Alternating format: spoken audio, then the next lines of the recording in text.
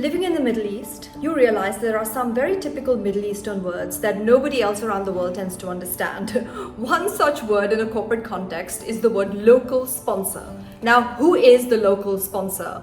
When I got here in the 1990s, all local limited liability companies had to be 51% owned by the local sponsor. The local sponsor was typically an Emirati citizen who you got to know or somebody introduced you to, who held 51% of the share capital as was required under the law, but he also added a lot of value into your business proposition. He would be the one liaising with the local ministries like the Labor and Immigration Department. He might be introducing you to certain businesses because you were a newcomer or foreigner into the country. And over a period of time, I saw some very beautiful and very meaningful relationships developed between local sponsors and foreign nationals or foreign companies that owned 49% of the company, whilst the local sponsor owned 51% of the company. And over a period of time, sometimes you heard about issues between local sponsors and foreign companies because the local sponsor generally charged an annual fee for the services that he provided, and also foreign companies, it was very difficult for them to explain to their board. Like I work with a lot of American companies and I know intrinsically they do not like to give away equity, but this was a requirement under law. Now, ever since then, the law has changed and has allowed for 100% foreign ownership, as we know, in the UAE. So many local sponsors have been transitioned out of the business.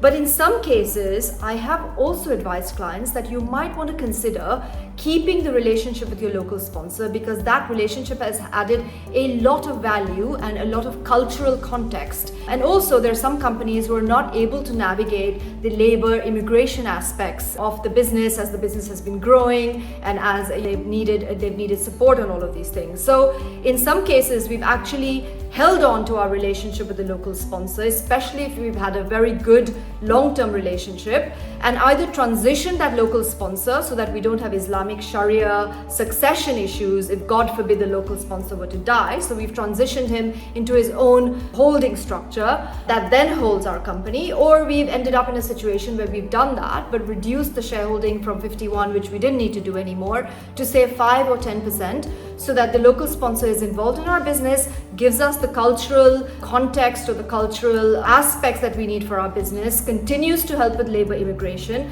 and there is a value add. So the whole point of making this video is to say the local sponsor is a very local term that we use in the UAE, and many businesses have moved on from this because the law changed. But remember, if you have developed a very meaningful relationship and you are getting something out of that relationship, it would be nicer, better, more beneficial to your business if you could keep the local sponsor on in some form or shape for your business. It doesn't suit all businesses, and I'm not advising this for all businesses, but I have seen these relationships have worked very well in the last few years when we have retained a very good relationship with our sponsor. There are many other words like local sponsor, but that's for some other videos. Thank you so much for watching, and that's it from Think Tank this week.